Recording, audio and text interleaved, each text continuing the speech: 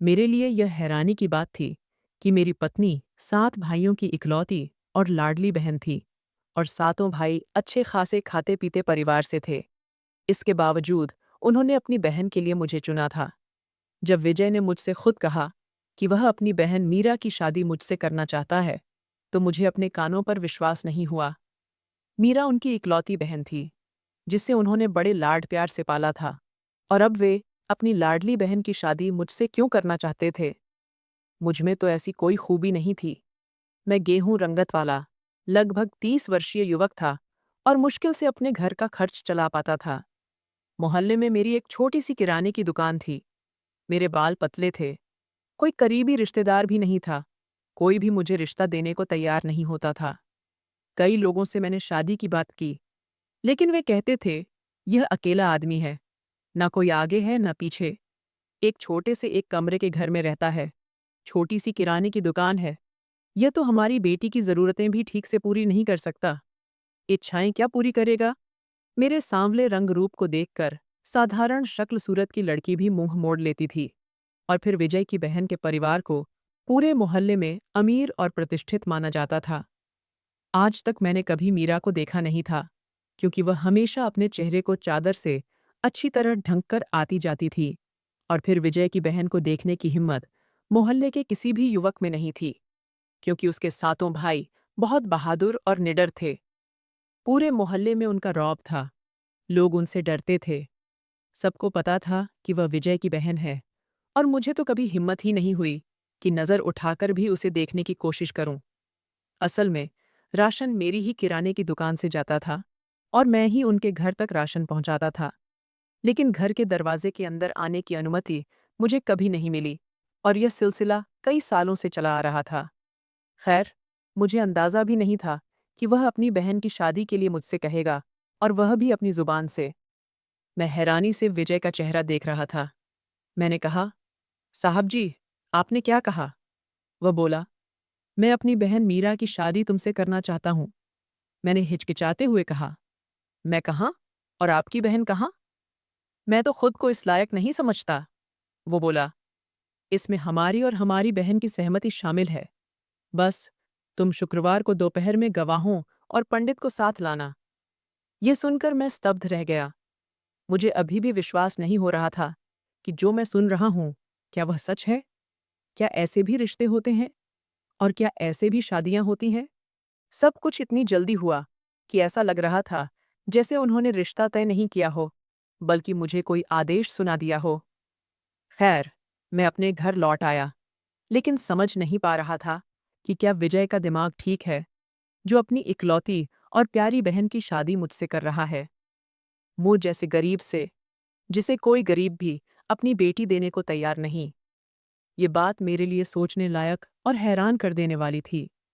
मैं आधी रात तक इसी उलझन में सोचता रहा। आखिर वह अपनी बहन की शादी मुझसे क्यों करना चाहता है? फिर मेरे मन में आया, शायद उसकी बहन बहुत सुंदर नहीं है, या उसका कोई रिश्ता नहीं आ रहा। लेकिन फिर भी, अगर लड़की सुंदर ना भी हो और उसके पास धन दौलत हो, 7 भाइयों का प्रभाव हो, तो ऐसी लड़की को तो अच्छे रिश्ते मिल ही जाते हैं। तो फिर मुझे ही क्यों चुना गया?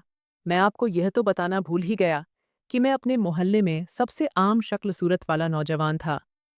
मुझे देखकर लड़कियां अपना चेहरा फेर लेती थीं, माथे पर बल डाल लेती थीं, चेहरे पर नापसंदी साफ झलकने लगती थी। फिर मेरे जैसे दिखने वाले इंसान को विजय का अपनी बहन के लिए विवाह का प्रस्ताव देना और जोर देना, ये मेरी समझ से बाहर की बात थी। ये रिश्ता मेरे लिए एक पहेली बन गया था। मेरी समझ काम नहीं कर रही थी। आखिर कैसे विजय अपनी इकलौती लाडली बहन का रिश्ता मुझसे कर सकता है, जबकि उसकी बहन के लिए तो अच्छे अच्छे रिश्ते आते होंगे। और विजय और उसके भाइयों की जो प्रतिष्ठा थी, उसे देखते हुए हर कोई उनके घर रिश्ता करने को उत्सुक होता। फिर उन्होंने मुझे ही क्यों चुना? 2 दिन तक सोचने के बाद मैं इस नतीजे पर पहुंचा कि जरूर उसकी बहन देखने में सुंदर नहीं होगी। वैसे भी अक्सर उसे चेहरा ढके हुए देखा था। हो सकता है उसे कोई अच्छा रिश्ता ना मिल रहा हो, इसलिए मुझसे यह बात कही गई। खैर, मुझे अपने घर को संभालने के लिए एक पत्नी की जरूरत थी, इसलिए मैंने मना नहीं किया और शुक्रवार को शादी के लिए कुछ गवाहों को साथ लेकर गया और जिससे भी कहा कि विजय अपनी बहन की शादी मुझसे करना चाहता है, तो सब मुझे आंखें फाड़कर देख रहे थे। ठीक वैसे ही जैसे मैं खुद हैरान था। जब मैं उनके घर गया तो कोई विशेष तैयारी नहीं की गई थी। बस हमें बैठक में बैठा दिया गया। सादगी से शादी हुई और सातों भाई चुपचाप बैठे हुए थे। उनके कपड़ों से भी नहीं लग रहा था कि उन्होंने नए कपड़े पहने हों। ये बहुत ही अजीब सी शादी थी। 7 भाइयों की इकलौती बहन की शादी, और वह भी इतनी सादगी से। किसी को भी ये बात समझ नहीं आ रही थी।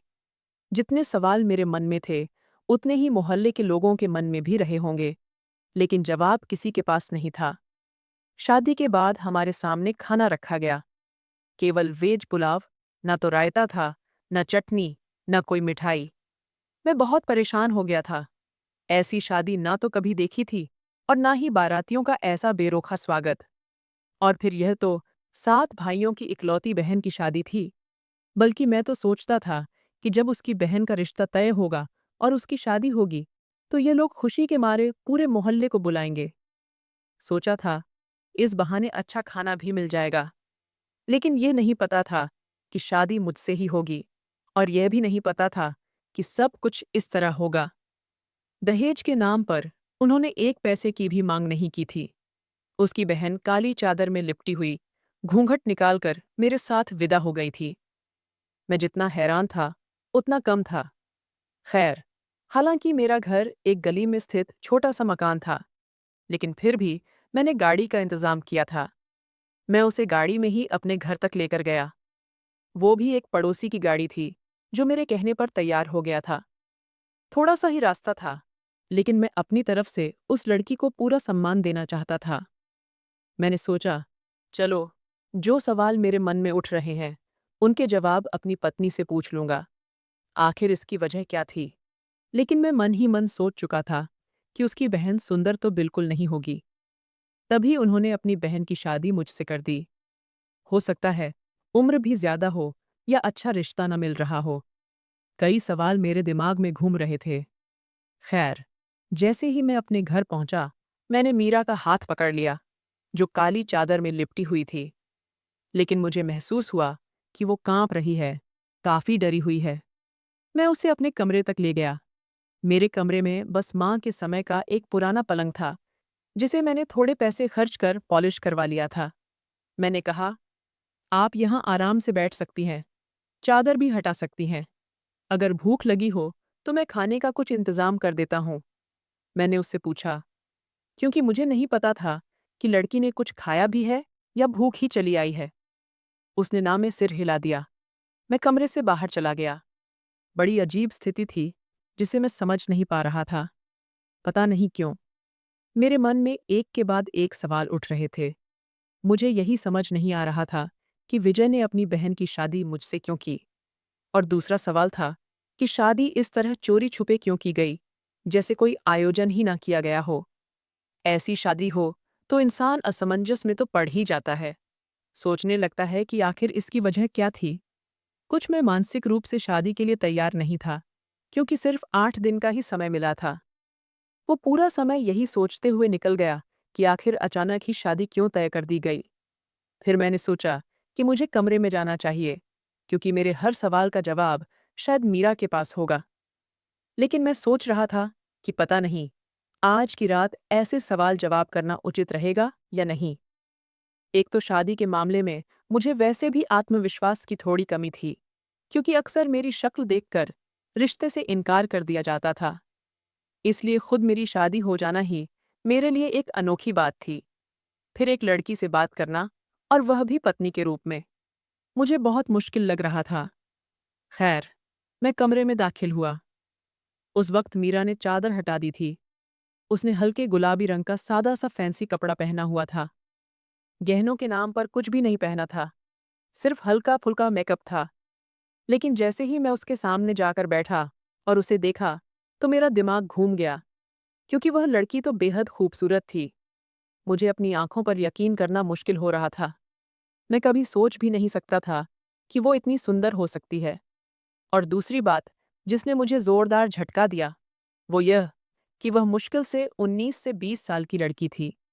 इतनी कम उम्र की, और मैं 36 साल का। मुझे अपना आप उसके सामने बिल्कुल मूर्ख सा लग रहा था। अब तो मेरे मन में और भी ज्यादा सवाल उठने लगे थे कि अपनी इतनी सुंदर बहन की शादी विजय ने मुझ जैसे व्यक्ति से क्यों कर दी, जिसके पास ना तो धन है, ना रूप, और ना ही कोई आकर्षक व्यक्तित्व। मैं तो उसके सामने बिल्कुल शून्य था। मैं और भी मानसिक उलझन में फंस गया था। जो मैं सोच रहा था कि उससे बहुत से सवाल करूंगा, मेरी तो बोलती ही बंद हो गई थी। क्या सवाल करता? उसका सौंदर्य मुझे निरुत्तर कर गया था। मैं तुरंत बिस्तर से खड़ा हो गया। शायद उसे मेरी इस प्रतिक्रिया की उम्मीद नहीं थी। उसने एक नज़र मेरी तरफ देखा, फिर शर्म से अपनी नज़रें झुका लीं। मैंने कहा, आप तो आप तो काफ़ी खूबसूरत हैं, और उम्र भी कम है। मेरे सवाल पर उसने मेरी तरफ देखा और कहा, मैं समझी नहीं। मैंने कहा, मैं खुद को आपके योग्य नहीं समझता। मैंने झूठ नहीं कहा था, बिल्कुल सच्ची बात कही थी, क्योंकि मैं और भी ज्यादा मानसिक उलझन में घिर गया था। उसने कहा, आप कैसी बातें कर रहे हैं? मैं हैरान था कि उस लड़की ने मुझे देखा, जबकि उसे मुझसे ज्यादा हैरान होना चाहिए था। बल्कि मेरे हिसाब से तो उसे आंसू बहाने चाहिए थे, रोना चाहिए था। उसकी किस्मत में मेरे जैसे शक्ल वाले इंसान से जुड़ना लिखा था। वह तो एकदम साफ रंगत और सुंदरता की मालकिन थी, और मैं एकदम सांवले रंग और साधारण शक्ल वाला इंसान। लेकिन ना तो वह हैरान हुई, ना ही उसके चेहरे पर कोई घबराहट फैली, ना ही वह रोई, और मैं यह सोचकर परेशान था। वह कहने लगी, बैठ जाइए। मैं तो अपने चकराते हुए दिमाग को संभालते हुए सामने रखी कुर्सी पर बैठ गया। मुझे समझ नहीं आ रहा था कि विजय ने अपनी बहन के साथ इतना बड़ा अन्याय क्यों किया। मेरे जैसे इंसान के साथ तो कोई आम और साधारण सी लड़की भी अगर शादी के लिए मान जाती, तो मैं उसे भी अपनी किस्मत समझकर खुश हो जाता। लेकिन इतनी सुंदर और आकर्षक लड़की के साथ मेरी शादी, मुझे लग रहा था जैसे मैं खुद इस रिश्ते के साथ अन्याय कर रहा हूं। मैंने कहा, मुझे सच में नहीं पता था कि आप इतनी सुंदर हैं। मुझे लगा था कि अगर विजय अपनी बहन की शादी मुझसे कराना चाहता है, तो यकीनन वह उतनी सुंदर नहीं होगी, या शायद ठीक-ठाक शक्ल सूरत की होगी। लेकिन आप तो बहुत सुंदर हैं, और उम्र में भी कम लगती हैं। मेरे चेहरे पर जो उलझन थी, वह समझ गई। कहने लगी, मुझे शादी से कोई आपत्ति नहीं थी, और मैं आपको पहले भी देख चुकी हूँ। ये बात मेरे लिए और भी हैरान कर देने वाली थी कि मेरी शक्ल देखने के बावजूद वह शादी के लिए तैयार हो गई। मेरी शक्ल देखकर तो लड़कियां आम तौर पर इनकार कर देती थीं, क्योंकि मैं सुंदर नहीं था। मेरे सामने के 4 दांत कुछ बाहर की ओर थे, जो बोलते और मुस्कुराते समय साफ नजर आते थे। मेरे चेहरे के नक्श भी कुछ खास नहीं थे, एकदम आम इंसान था। मुझ में कोई खास बात नहीं थी। फिर इतनी सुंदर लड़की मुझसे शादी क्यों कर सकती है? अजीब अजीब ख्याल मेरे दिमाग में आने लगे। मैं डर गया कि कहीं इस लड़की के साथ कोई हादसा तो नहीं हुआ, कहीं उसे कोई नुकसान तो नहीं पहुंचा। इसीलिए उसके घर वालों ने मेरा चुनाव किया। शायद यही वजह हो सकती है, क्योंकि कोई भी अपनी इतनी सुंदर बहन यूं ही किसी साधारण व्यक्ति को नहीं सौंपता। लेकिन यह सवाल मीरा से पूछते हुए मुझे झिझक महसूस हो रही थी। मैं कुर्सी पर ही बैठा रहा। मैंने कहा, मैं ये बात समझ नहीं पा रहा कि आपके भाइयों ने मेरी शादी आपसे क्यों की। वह कहने लगी, क्यों? क्या आपको इस पर आपत्ति थी? जवाब देने के बजाय वह मुझसे ही सवाल करने लगी। मैंने कहा, मैं इस काबिल कहाँ की आपत्ति करूं, पर मैं समझ नहीं पा रहा हूं। वह कहने लगी, अगर आपको आपत्ति थी तो आप इनकार कर देते। ये कहते हुए उसका लहजा काफी सख्त हो गया था। फिर वह कहने लगी, क्या मैं आपको अच्छी नहीं लगी? क्या मैं आपको पसंद नहीं आई? यह सुनकर मैं और ज्यादा हैरान रह गया। मुझे लगा, क्या यह लड़की पागल हो गई है? क्या इसे मैं दिखाई नहीं देता? क्या यह ठीक से देख भी सकती है, या इसकी नज़र कमजोर है? उसे मेरी कुरूपता दिखाई ही नहीं दे रही थी। मैं कुर्सी से उठकर उसके सामने जाकर बैठ गया। वह नज़रें झुकाकर बैठी रही, लेकिन मैं समझ नहीं पा रहा था कि उससे बात क्या करूं। मैंने कहा, तुम्हारे भाई बहुत प्रभावशाली और समझदार व्यक्ति हैं। मोहल्ले में उनका अच्छा खासा नाम है, और तुम उनकी इकलौती बहन हो। मैंने जहां तक सुना है, तुम बहुत लाडली हो। फिर तुम्हारी शादी इतनी सादगी से, और वह भी मुझसे कैसे हो गई? वह कहने लगी, बार बार आप ये बात क्यों कह रहे हैं कि मेरी शादी आपसे क्यों हुई? भगवान के लिए अपने आप को मेरे सामने इतना तुच्छ मत दिखाइए। मेरे मन में आपके लिए बहुत सम्मान है। उसकी बातों ने मुझे और उलझन में डाल दिया। मुझे परेशान कर रही थी। मैं तो यह सोचकर बैठा था कि मीरा से सच्चाई जान जाऊंगा, लेकिन मैं तो और अधिक उलझन में पड़ गया, क्योंकि उसकी बातें मुझे मेरे सवालों के जवाब देने के बजाय और उलझा रही थीं। मैंने कहा, लेकिन फिर भी कोई ना कोई वजह तो होगी। क्या तुम्हारे साथ कोई दुर्घटना हुई थी? इतना कहकर मैं चुप हो गया। उसने माथे पर शिकन डाल ली और कहने लगी, क्या आप मेरे चरित्र पर संदेह कर रहे हैं? मैंने कहा, भगवान की कसम, मैं संदेह नहीं कर रहा, लेकिन मैं समझ नहीं पा रहा। मेरे लिए यह सब कुछ बहुत अजीब है। उसने अपना दूध जैसा सफ़ेद हाथ मेरे हाथ पर रख दिया। मुझे ऐसा लगा जैसे मुझे एक तेज झटका लगा हो। मैंने अपना हाथ पीछे खींच लिया और नाराज होकर कमरे से बाहर चला गया। पूरी रात मैं कमरे में नहीं जा पाया। बाहर आंगन में रखी पुरानी सी चारपाई पर बिस्तर डालकर सो गया। पता नहीं क्यों, ये सब मुझे बहुत अजीब लग रहा था। लेकिन सुबह जब मेरी आंख खुली तो रसोई घर में काम करने की आवाज़ आ रही थी। हमारा रसोई घर छोटा सा था और आंगन से जुड़ा हुआ था। मैंने आंखें खोली तो देखा मीरा नाश्ता बना रही थी। मैं उठकर फौरन बैठ गया। अपनी गलती का एहसास भी हो रहा था कि पहली रात की दुल्हन को मैंने अकेले कमरे में छोड़ दिया और बाहर आ गया। लेकिन जो सवाल पिछले एक हफ्ते से मेरे मन में चल रहे थे, वे अब भी वहीं थे।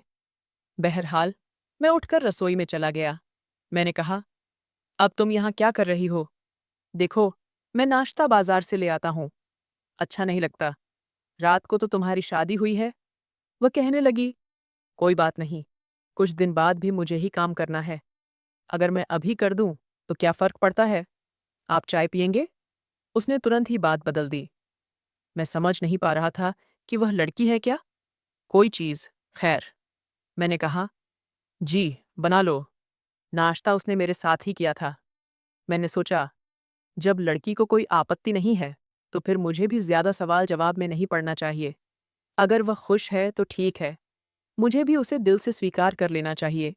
बल्कि अपनी किस्मत पर मुझे तो भगवान का धन्यवाद करना चाहिए।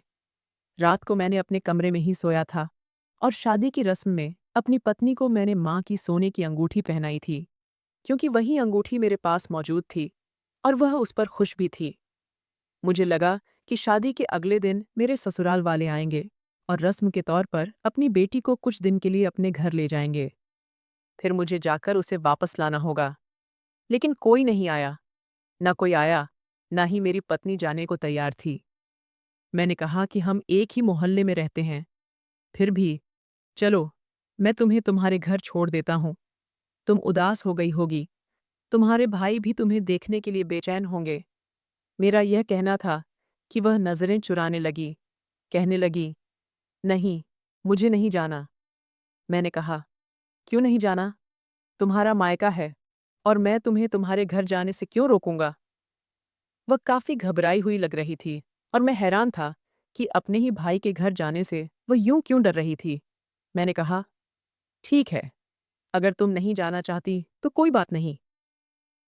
ये कहते ही उसके चेहरे पर मैंने अजीब सा सुकून देखा। मैं घर में कोई भी नौकरानी नहीं रख सकता था। मेरी इतनी आमदनी नहीं थी और मैं हैरान था कि वह लड़की सारे काम खुद कर लिया करती थी। आज तक मैंने उसकी जुबान से कभी कोई शिकायत नहीं सुनी थी। यहाँ तक कि 1 महीना बीत गया और इस 1 महीने में मैंने कई बार उसे कहा कि अगर वह अपने मायके जाना चाहती है तो मैं उसे छोड़ आता हूँ, लेकिन उसने हर बार साफ इनकार कर दिया। एक बार मैं जल्दी घर आ गया था क्योंकि बारिश शुरू हो गई थी और मेरी दुकान के अंदर पानी भर जाता था। इसलिए मैंने जल्दी से दुकान बंद की और घर चला आया। मैंने देखा कि वह भगवान के पास बैठी जोर जोर से रो रही थी, सिसकियों में डूबी हुई थी। मैं हैरान था कि आखिर उसे क्या हुआ है।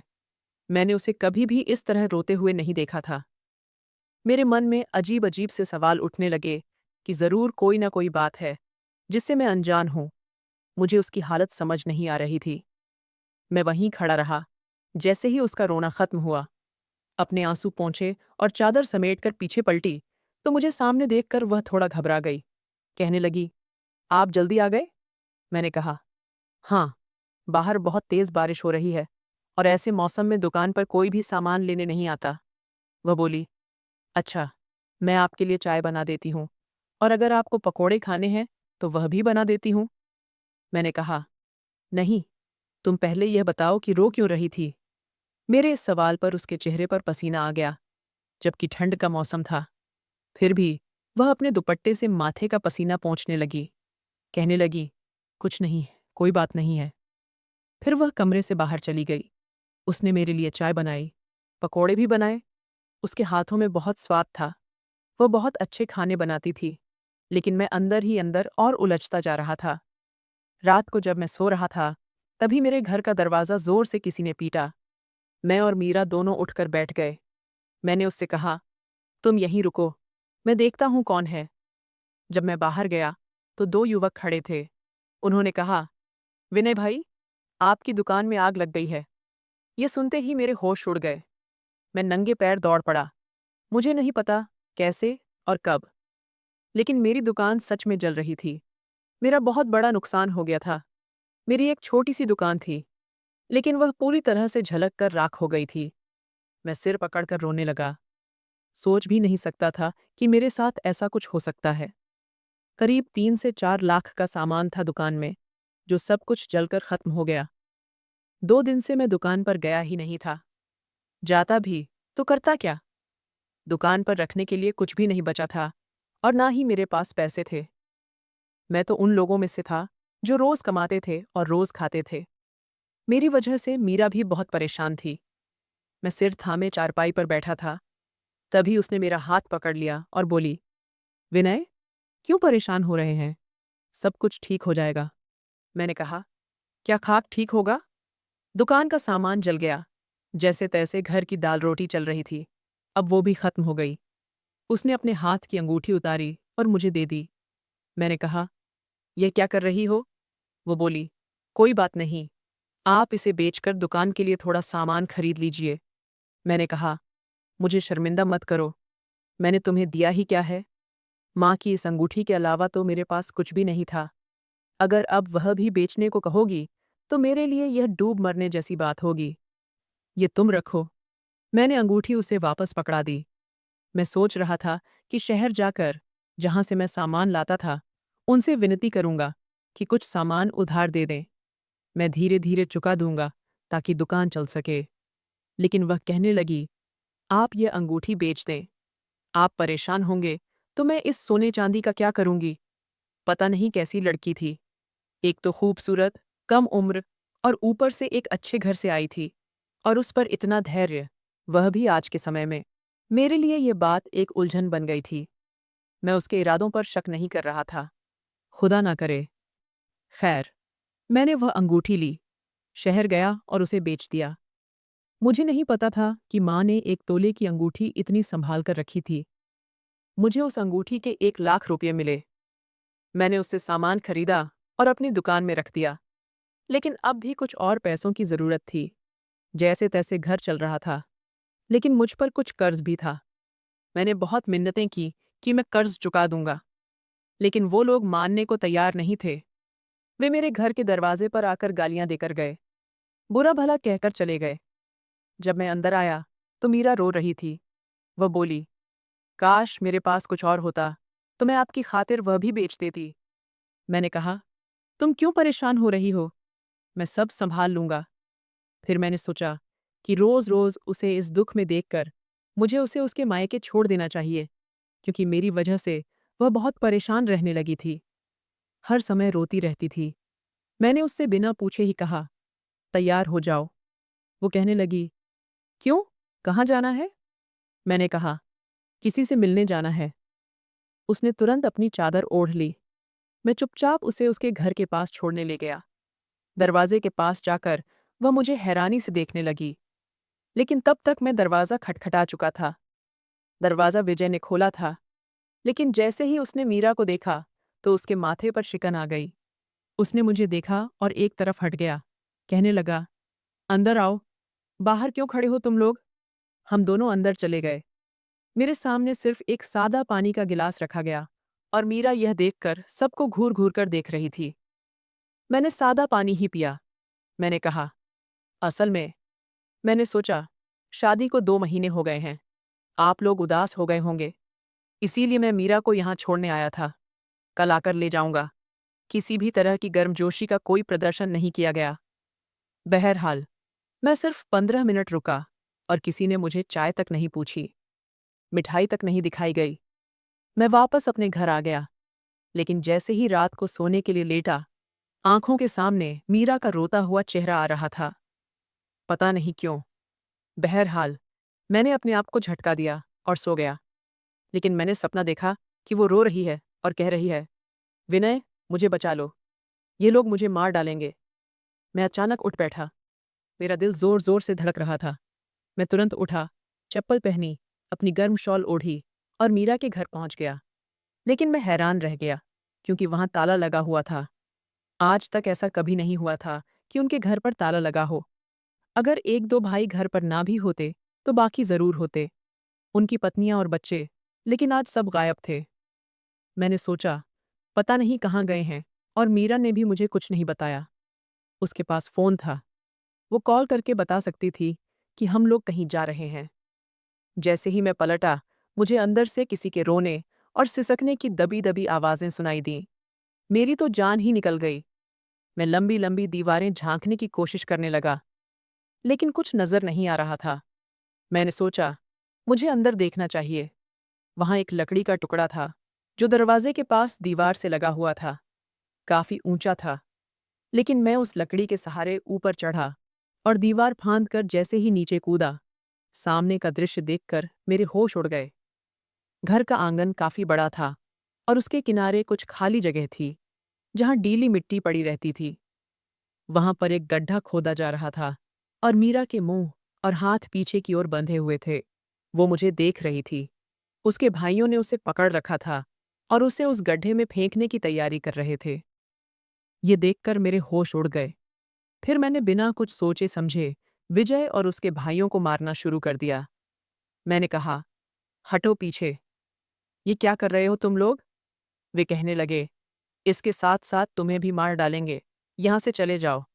मैंने कहा, तुम लोगों को शर्म नहीं आती? पता नहीं क्यों, जब मैं अचानक वहां पहुंच गया, तब अपनी पत्नी के साथ ऐसा अत्याचार और ज्यादती होते देख मेरा दिल बहुत बेचैन हो रहा था। मैंने कहा, मेरी पत्नी को छोड़ दो, वरना मैं शोर मचा दूंगा। शायद मेरी इस धमकी से वे कुछ घबरा गए थे। उन्होंने जैसे ही मीरा को छोड़ा, मीरा भागते हुए मेरे पास आ गई। वह बहुत डरी हुई थी। मैंने पूछा, तुम लोग ये सब क्यों कर रहे थे? वे कहने लगे, यह अभागिन हमसे संपत्ति में हिस्सा मांग रही है। हम पहले भी इसे बता चुके हैं कि बेटियों का कोई हिस्सा नहीं होता। हमारे यहाँ बेटियों को कभी भी विरासत में कोई हिस्सा नहीं दिया जाता। लेकिन यह कह रही थी कि यह अदालत जाएगी और अपना हिस्सा जरूर लेगी। हिस्सा ना देने के लिए ही हमने इसकी शादी तुम जैसे व्यक्ति से की थी। हमें पता था कि अगर इसका पति पढ़ा लिखा होगा तो वह इसके साथ खड़ा होकर हमसे संपत्ति की मांग करेगा, अदालत जाएगा। लेकिन हम जानते थे कि तुम कमजोर हो, कम पढ़े लिखे हो, इसलिए तुम कभी हमारे सामने खड़े नहीं हो पाओगे, कभी भी हिस्सा नहीं मांगोगे। उनकी बात सुनकर मुझे बहुत दुख हुआ। मैंने मीरा का हाथ पकड़ा और उनसे कहा, दरवाज़ा खोलो, मुझे बाहर जाना है। उनका एक भाई दीवार फांद कर बाहर गया और ताला खोला। मैं मीरा को घर वापस ले आया। वह बहुत रो रही थी। मैंने उसके मुंह पर बंधी पट्टी खोल दी। घर आकर उसके हाथ भी खोल दिए। मैंने उससे पूछा, तुम क्यों मांग रही हो हिस्सा? क्या तुम बहुत परेशान हो? वह कहने लगी, हाँ, मैं बहुत परेशान हूँ और सिर्फ अपना अधिकार मांग रही हूँ। मेरे भाई दुनिया के सामने दिखाते थे कि वे मुझसे बहुत प्यार करते हैं, मेरा बहुत ख्याल रखते हैं, लेकिन असल में उन्हें सिर्फ संपत्ति से प्यार था। मैंने कहा, उन्होंने तुम्हारे साथ अच्छा नहीं किया, मुझ जैसे व्यक्ति से शादी कर दी। वह बोली, पहले मैं भी यही समझती थी, लेकिन अब मैं खुद को सौभाग्यशाली मानती हूँ, क्योंकि आप बहुत अच्छे इंसान हैं। आपका दिल बहुत नेक है, लेकिन मैं अपने भाइयों को अपना अधिकार हड़पने नहीं दूंगी। मैं अपने हक के लिए लड़ूंगी, उन पर मुकदमा करूंगी और अपना हिस्सा लेकर रहूंगी। मैंने कहा, लेकिन मुझे कुछ नहीं चाहिए, मैं मेहनत कर रहा हूँ, भगवान मुझे फल देगा और धैर्य रखने वालों की मदद हमेशा भगवान करता है। और वही हुआ। मेरी दुकान कुछ ही दिनों में बहुत अच्छी चलने लगी और मैंने कर्ज भी चुका दिया। अब हमारे घर में बहुत सुविधाएं आ गई थीं और जीवन सुखमय हो गया था। उधर मीरा के भाइयों को करोड़ों का नुकसान हो गया था। उनका कपड़ा, जो दूसरे देशों से आता था, वह जल गया था क्योंकि जहाज में आग लग गई थी। सब पागल जैसे हो गए थे। चारों ओर रोना धोना मच गया था। उन्हें अपने बहन का हिस्सा खाने की सजा मिल रही थी। भाई कभी भी तब तक समृद्ध नहीं हो सकते जब तक वे अपनी बहनों के अधिकार छीनते रहेंगे। बहनों की दुआएं भाइयों को कामयाबी दिला सकती हैं और उनकी बद्दुआएं उन्हें बर्बाद भी कर सकती हैं। इसलिए मेरी आपसे विनती है कि कभी भी बहनों के अधिकार मत छीनें, बल्कि उन्हें उनका पूरा हक दें। तो दोस्तों, यह थी आज की कहानी। आपको यह कहानी कैसी लगी? हमें कमेंट करके ज़रूर बताएं।